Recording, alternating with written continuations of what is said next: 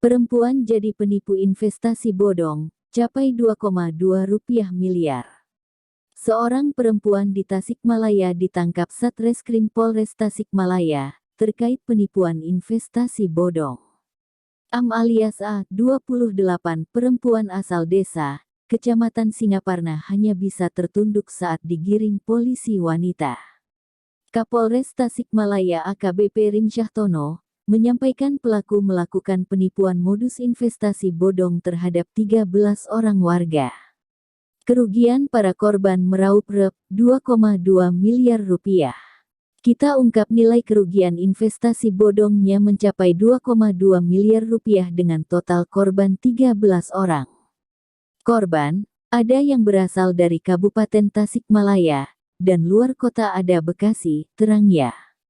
Modus operandi pelaku yakni menawarkan kepada para korban untuk mengikuti investasi berupa uang.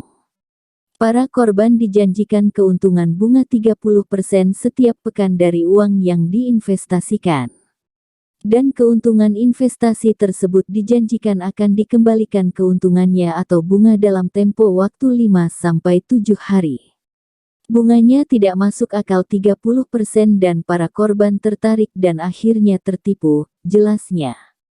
Ditambahkan Kasat Reskrim Polres Tasikmalaya AKP Dian Purnomo SIKMH menambahkan pasal yang dikenakan terhadap pelaku adalah pasal 378 KUH pidana dan atau 372 KUH pidana tentang penipuan dan penggelapan.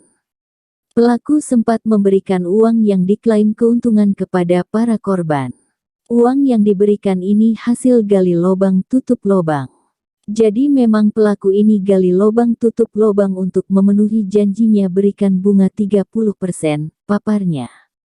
Pelaku Am alias A, 28, mengaku untuk mengelabui para korban agar terbujuk menginvestasikan uangnya yaitu dengan cara menunjukkan di media sosial kegiatan usaha beras, ada kegiatan sosial dan mempunyai kantor. Saya ajak korban ada yang dari Singaparna, dan luar Tasikmalaya seperti Bekasi dan Banten. Total nilai investasinya mencapai 2,2 miliar rupiah. Saya iming-imingi dalam waktu 5-7 hari dapat bunga 30%, padahal tidak ada, ungkap dia. Dia mengaku, sebanyak 13 orang nasabah atau yang menginvestasikan uangnya. Sejak tahun 2019 lalu ia menjalankan praktik modus investasi bodong tersebut. Dan berakhir di penjara. Cara merekrut mitra atau korban, saya selama 4 bulan melakukan komunikasi dan menawarkan investasi. Selama 4 bulan ada yang menginvestasikan uang jutaan, belasan sampai puluhan juta, kata dia.